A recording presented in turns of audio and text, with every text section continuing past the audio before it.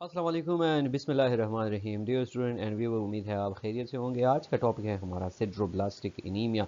और नाम से ही पता चल चुका होगा कि सिड्रोब्लास्टिक एनीमिया माइक्रोसिटिक हाइपरक्रोमिक एनीमिया की क्लासिफिकेशन के अंडर आती है। आज हम इस पे डिटेल बात करेंगे और चलते हैं स्लाइड की तरफ। तो बेसिकली सिड्रोब्लास्टिक एनीमिया को समझने के लिए आपने कुछ चीज़ें जो है वो याद रखनी है। और बल्कि पूरा माइक्रोसाइटिक हाइपोक्रोमिक एनीमिया को अब क्योंकि हमने थैलेसीमिया भी पढ़ लिया, आयरन डिफिशिएंसी एनीमिया भी पढ़ लिया और ऑलरेडी हम सिड्रोब्लास्टिक एनीमिया भी पढ़ चुके हैं। तो यहाँ पे आपने दो चीज़ों को देखना है कि हीमोग्लोबिन जो है ये हीम और ग्लोबिन का मजमूआ है, यानी कि दो कंपोनेंट से ये बना हुआ है। अब हमने ऑलरेडी आयरन डिफिशिएंसी एनीमिया पढ़ा। तो अगर हीम सिंथेसिस के अंदर कोई प्रॉब्लम आ जाती है या क्योंकि हीम और ग्लोबिन दोनों मिल के ही हीमोग्लोबिन बनाते हैं, तो अब अगर ग्लोबिन में कोई प्रॉब्लम है या हीम में कोई प्रॉब्लम है तो हमें उसके कंसिक्वेंसेस में या उसकी रिजल्ट में हमें कोई ना कोई एनीमिया जो है वो मिल सकता है। चलते हैं हीम की तरफ। तो हीम जो है वो आयरन इनकॉर्पोरेट करता है और इसकी जो हमने साइकिल पढ़ा हुआ है उसको अगर आप देख लें, तो अगर वहाँ पे आयरन की कमी हो जाती है तो उस एनीमिया को हम कहते हैं कि iron deficiency anaemia and that leads toward microcytic hypochromic anaemia. फिर इसी तरह सिड्रोब्लास्टिक एनीमिया है और सिड्रोब्लास्टिक एनीमिया भी हीम सिंथेसिस के अंदर जो इसके क्रूशल स्टेप्स है, जैसे कि फर्स्ट स्टेप है डेल्टा अमाइनोल्यूरेनिक एसिड सिंथेटेज जिसके अंदर को एंजाइम का काम करता है, या जो लास्ट स्टेप है जिसके अंदर फिलोकेलेटेज जो है वो काम करता है। तो अगर ये स्टेप्स मिसिंग हो जाए या ये स्टेप्स किसी वजह से, यानी जिंक की वजह से या कॉपर की वजह से या लेड की वजह से या कंजेनाइटल हो या एक्वायर्ड हो कोई मेडिसिन हो, उसकी वजह से इस हीम सिंथेसिस के अंदर कोई प्रॉब्लम आ जाता है, तो अल्टीमेटली रिजल्ट में हमें एक एनीमिया जो है वो अपेयर होता है और उस एनीमिया का नाम है सिड्रोब्लास्टिक एनीमिया। मजीद आगे बात हम करेंगे कि सिड्रोब्लास्टिक एनीमिया इसको क्यों कहते हैं, क्या वजह है कि इसको हम कहते हैं सिड्रोब्लास्टिक एनीमिया।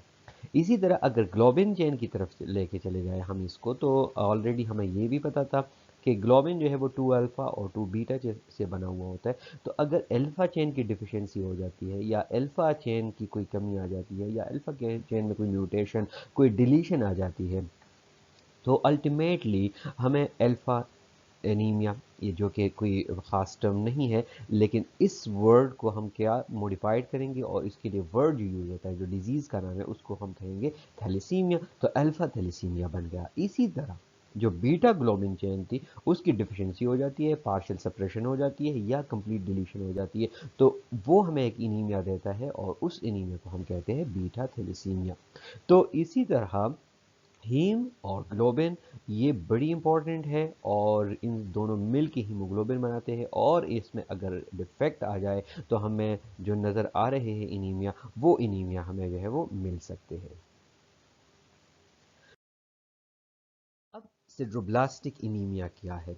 तो जब भी कोई हीम मॉलिक्यूल उसमें कोई प्रॉब्लम क्रिएट हो जाती है, यानी कि उसकी जो उसका जो साइकिल है उसमें कोई प्रॉब्लम क्रिएट हो जाता है, तो एक्चुअली आयरन वहाँ पे इनकॉर्पोरेट नहीं होता। क्योंकि आप लोगों को पता होगा कि प्रोटोपोफायरिन के साथ आयरन इनकॉर्पोरेट हो जाता है, तो तभी हीम सिंथेसिस जो है वो कंप्लीट हो जाती है। लेकिन अगर ये आयरन इनकॉर्पोरेट नहीं हो रहा तो वो आयरन जो है वहाँ पे जमा होना शुरू हो जाता है, और चूंकि हमें ये जो डेवलपिंग आरबीसी है जिसमें एरिथ्रोब्लास्ट उसका पहला प्रिकर्सर सेल है, तो उसकी न्यूक्लियस के इर्द गिर्द छोटे छोटे से आयरन के रिंग्स जो है वो बनना शुरू हो जाते हैं, जिसको हम कहते हैं सिड्रोब्लास्ट, और इसी वजह से इसको हम कहते हैं सिड्रोब्लास्टिक एनीमिया।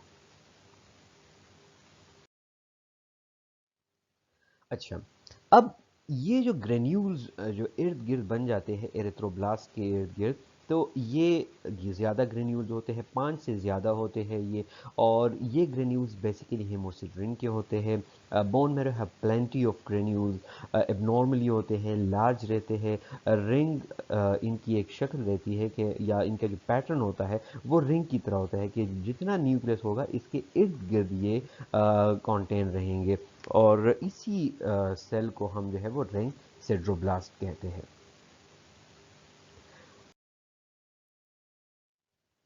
सिड्रोब्लास्ट हम इसको क्यों कहते हैं, क्योंकि जो ब्लास्ट है ये लिया गया है एरिथ्रोब्लास्ट से, यानी प्रिकर्सर इमेच्योर सेल, और सिड्रो जो है वो आयरन के लिए यूज होता है, तो दोनों मिल के सिड्रोब्लास्टिक इनीमिया जो है बन गए, या इस सेल को हम कहेंगे sideroblast. So it is a immature erythroblast basically, and they are typically abnormal nucleated erythroblast. और ये जो है वो एक एटिपिकल सेल होता है, यानी कि नॉर्मल सेल होता है लेकिन न्यूक्लिएटेड रहता है, और इसके इर्द गिर्द जो है वो सिड्रोब्लास्ट जो है वो रहते हैं, जिसकी वजह से इसको सिड्रोब्लास्ट कहा जाता है। एंड ये जो सिड्रोब्लास्ट के जो सिड्रोसाइट्स है या जो सिड्रोटिक ग्रेन्यूल्स है, नॉट सिड्रोसाइट्स सॉरी, तो ये ग्रेन्यूल्स जो है ये आयरन के होते हैं और ये एक्यूमुलेटेड हो जाते हैं माइटोकॉन्ड्रिया के, जो कि न्यूक्लियस के इर्द गिर्द अपने आप को कंज्यूम या एक्यूमुलेट कर देते हैं। सिड्रोब्लास्ट के साथ एक और भी एक टर्म यूज होता है जिसे कि हम कहते हैं basophilic stippling, and these basophilic stippling अब basically coarse basophilic stippling indicates impaired haemoglobin synthesis, क्योंकि जहाँ पे सिंथेसिस होगी हीम की तो अल्टीमेटली हमें हीमोग्लोबिन बनेगा, लेकिन अगर हीमोग्लोबिन जो है वो इम्पेयर्ड बन रही है तो वहाँ पे ये जो राइबोसोमल आरएनए है इनकी प्रेसिपिटेशन हो जाएगी, वो एग्रीगेट बना लेंगे। और ऑलरेडी आप लोगों को पता है, क्योंकि लास्ट लेक्चर में हमने यही कहा था कि जितने एबनॉर्मेलिटी होती है या हीमोग्लोबिन के अंदर जितने प्रेसिपिटेट हो जाते हैं तो वो सेल को भी इफेक्ट कर देते हैं। तो इसी वजह से ये जो प्रेसिपिटेटेड ऑर्गन्स होंगे या ये जो प्रेसिपिटेटेड मटेरियल है ये एग्रीगेट बना लेंगे, और इस एग्रीगेट को जब हम पेरिफेरल स्मेयर पे देखेंगे तो उसको हम कहेंगे बेसोफिलिक स्टिपलिंग, हम इसको कहते हैं। साथ कॉजेज ऑफ सिड्रोब्लास्टिक इनीमिया, तो एक बात तो हमें समझ आ गई कि हीम सिंथेसिस के अंदर कोई प्रॉब्लम आ चुकी होती है, यानी फर्स्ट स्टेप के ऊपर, जैसे कि डेल्टा अमाइनो ल्यूलेनिक एसिड सिंथेटेज, या एबनॉर्मल अमाउंट ऑफ प्रोटोपोफायरिन रिंग, जैसे लास्ट स्टेप वहाँ पे कोई प्रॉब्लम क्रिएट हो जाती है, वो किसी भी वजह से हो, या इन दोनों के जो को एंजाइम्स है, क्रूशल एंजाइम है, उनमें से कोई एक जो है वो मिसिंग हो जाए, या सारे के सारे इफेक्ट उसके किसी वजह से इफेक्ट पड़ जाते, जैसे कि विटामिन B6 या पायरोडक्सिन फॉस्फेट वगैरह जो है इसके अंदर उसकी कमी आ जाती है या डिफिशिएंसी आ जाती है। तो ये स्टेप्स, इन स्टेप्स की इफेक्टिवनेस की वजह से जो है वो इनइफेक्टिवनेस की वजह से जो है वो हीम सिंथेसिस के अंदर प्रॉब्लम आ जाती है, और अल्टीमेटली हमें एक इनीमिया जो है वो नज़र आता है, जिसे हम कहते हैं सिड्रोब्लास्टिक इनीमिया। अच्छा, अब जिस तरह हमने सिड्रोब्लास्ट पढ़ा, उसी तरह एक बेसोफिलिक स्टेबलिंग की भी हमने बात की कि आरएनए की एग्रीगेट्स है। इसी तरह एक और टर्म भी यूज होता है जिसे हम कहते हैं Pappenheimer bodies, and these are abnormal granules of iron found inside the red blood cell on routine blood stain. अगर हम रूटीन स्टेन कर ले इसका, तो ये एबनॉर्मल आयरन ग्रेन्यूल्स होते हैं जो कि हमें रेड ब्लड सेल के अंदर आते हैं, और इसी वजह से इसको रेड ब्लड सेल इंक्लूजन भी कहा जाता है। So these are basically teeny iron containing inclusion in the red blood cell, और इसको अगर पर्शियन ब्लू स्टैंड पे देखा जाए तो ये स्टैंड जो है हमें पॉजिटिव आता है, क्योंकि इसके अंदर जो है वो ऑलरेडी आयरन के मटेरियल ही रहते हैं, उन आयरन की एग्रीगेट्स होते हैं या इन आयरन की ग्रेन्यूल्स होते हैं, तो that's why iron Perls stain जो है इसका पॉजिटिव आ जाता है। अच्छा, अब जो स्टेप की मैं बात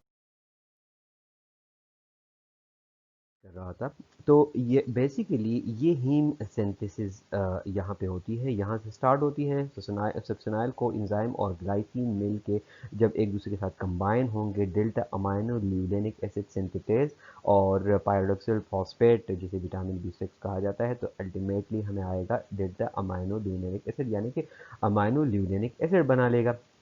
फिर यही अमाइनो ल्यूलेनिक एसिड जो है वो जाएगा और फोर्फोबिनोजिन, और यहाँ से हो के ये नेक्स्ट स्टेप फिर यहाँ पे आके एंड पे जो लास्ट स्टेप है यहाँ पे प्रोटोपोरफायरिन बना लेगा, और प्रोटोपोरफायरिन जो है वो आयरन को इनकॉर्पोरेट करेगा, तो यहाँ पे हमें जो है वो हीम मिल जाएगा, और ये हीम फिर ग्लोबिन के साथ मिल जाता है तो हीमोग्लोबिन बन जाता है।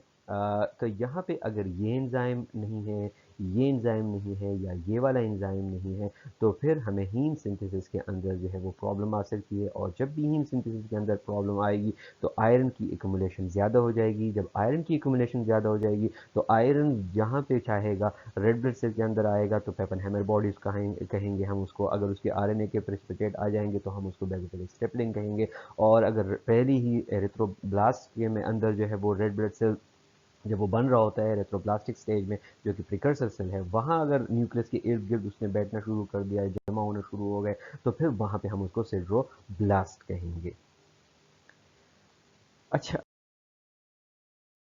अब अगर इसकी लैब डायग्नोसिस की तरफ देखा जाए, तो ज़ाहिरी बात है कि एनीमिया है तो बोन मैरो में इसको एरिथ्राइड हाइपोप्लेजिया में नज़र आएगा। इफेक्टिव एरिथ्रोपोइसिस यहाँ पे नहीं होगी, क्योंकि यहाँ पे इनइफेक्टिव एरिथ्रोपोइसिस है। और इनइफेक्टिव एरिथ्रोपोइसिस भी अगर पिछले आप लेक्चर देख ले या सुन ले, तो वहाँ पे आपको पता चल जाएगा कि इनइफेक्टिव एरिथ्रोपोइसिस की वजह क्या होती है। लेकिन यहाँ पे सिर्फ ये मैं बात बताऊँगा, क्योंकि यहाँ पे भी एक एबनॉर्मिलिटी हमें शो हो रही है, जिसकी वजह से इनइफेक्टिव एरिथ्रोपोइसिस जो है वो नज़र आ रही है। और 15% और मोर सिड्रोब्लास्ट जो है वो मौजूद होना चाहिए सिड्रोब्लास्टिक इनीमिया में। And also found in other haematological disease, बाकी हेमेटोलॉजिकल डिसऑर्डर है उसमें भी हमें जो है वो सिड्रोब्लास्ट या बेजोफिलिक स्टिपलिंग या पेपनहेमर बॉडीज जो है वो नज़र आ सकते हैं। लेकिन इसके लिए जो रूल है वो होना चाहिए कि आपके पास कम से कम 15% तो सिड्रोब्लास्ट मौजूद होने चाहिए एक सिड्रोब्लास्टिक इनीमिया को डायग्नोस करने के लिए। सो डायमॉर्फिक ब्लड पिक्चर होगा यहाँ पे। ज़्यादातर सेल जो है वो माइक्रोसिटिक हाइपोक्रोमिक होंगे, लेकिन कुछ सेल जो है उसमें नॉमोक्रोमिक नॉमोसिटिक भी आ सकते हैं, या मैक्रोसिटिक जो है वो एक्वायर्ड इनीमिया अगर हो जाता है तो उसमें भी मैक्रोसिटिक आ जाते हैं। तो इस वजह से हम कहते हैं कि इसमें डायमॉर्फिक ब्लड पिक्चर रहता है। डायमॉर्फिक ब्लड पिक्चर मीन कि आपके पास दो टाइप की पॉपुलेशन हो। तो मॉर्फोलॉजिकल पॉइंट ऑफ व्यू से अगर आप इसको देखेंगे, तो आपके पास जो है वो एनाइसोसाइटोसिस और पेकोरिसाइटोसिस भी नज़र आ सकती है। Increased iron concentration and markedly increase stored iron, iron जो है वो इनकॉर्पोरेट नहीं हो रहा, तो इस वजह से आयरन स्टोरेज जो है वो आपकी ज़्यादा हो रही है, तो सीरम आयरन जो है वो भी ज़्यादा होगा। एरिथ्रोपोइसिस इनइफेक्टिव है, और क्यों है बेसिकली, तो वो नॉन वायबल सिड्रोब्लास्ट होते हैं, उस वजह से, जिसपे हमने पिछले लेक्चर के अंदर काफ़ी डिटेल के साथ जो है वो बात की हुई है। इसी तरह अब जो सिड्रोब्लास्ट है, क्या एक ही किस्म के सिड्रोब्लास्ट आएंगे या नहीं, कुछ सिड्रोब्लास्ट की भी कुछ टाइप्स है। तो इसका मतलब ये है कि सिड्रोब्लास्ट की भी टाइप्स है, मतलब टाइप 1, टाइप 2 और टाइप 3। तो सिड्रोब्लास्ट जो टाइप 1 का है, उसमें कम से कम 5 सिड्रोस्टिक ग्रेन्यूल्स जो है वो साइटोप्लाज्म में होने चाहिए। जैसे कि ये एक पिक्चर है, यहाँ पे 1 2 3 4 5, ये सिड्रोब्लास्ट है, लेकिन ये कौन सा है, टाइप 1 का सिड्रोब्लास्ट है। इसी तरह टाइप 2 सिड्रोब्लास्ट जो है, इसमें 5 या 5 से थोड़े से ज़्यादा रहते हैं सिड्रोटिक ग्रेन्यूल्स, लेकिन ये एक तरफ होंगे, एक कोने पे होंगे, जिसे हम कहते हैं कि एक एसेंट्रिक तरफ होंगे न्यूक्लियस के। और यहाँ पे ये भी तकरीबन 1 2 3 4 5 6 जो है वो सिड्रोटिक ग्रेन्यूल्स मौजूद हैं। जबकि टाइप 3 रिंग सिड्रोब्लास्ट जो है वो 5 और more granules and perinuclear position, ये जो पेरी न्यूक्लियर पोजीशन है, ये वाली पोजीशन है कि इसमें 1 2 3 4 5 जो है वो पेरी न्यूक्लियर पोजीशन में आप लोगों को नज़र आएंगे, और ये टाइप 3 सिड्रोटिक सिड्रोब्लास्ट है।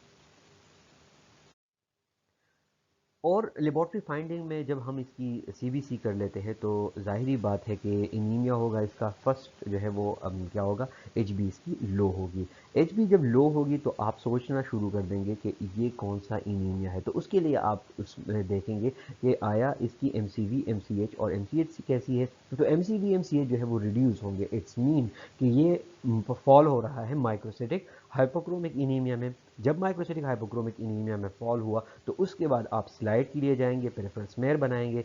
पेरिफेरल स्मेयर पे जब आप जाएंगे तो ज़्यादा पॉपुलेशन जो है आपकी आएंगी माइक्रोसिटिक हाइपोक्रोमिक सेल की। लेकिन एनाइसोसाइटोसिस और पोकुलोसाइटोसिस इसमें हो सकती है। और क्यों हो सकती है पोकुलोसाइटोसिस और एनाइसोसाइटोसिस, क्योंकि आपके पास हीम सिंथेसिस जो है वो सही तरह नहीं हो रही, जिसकी वजह से सेल्स जो है वो एबनॉर्मल या उसमें प्रेसिपिटेट या उसमें इंक्लूजन जो है वो नज़र आना शुरू हो जाते हैं। तो इस वजह से एनाइसोसाइटोसिस और पेकुलोसाइटोसिस जो है वो होगी।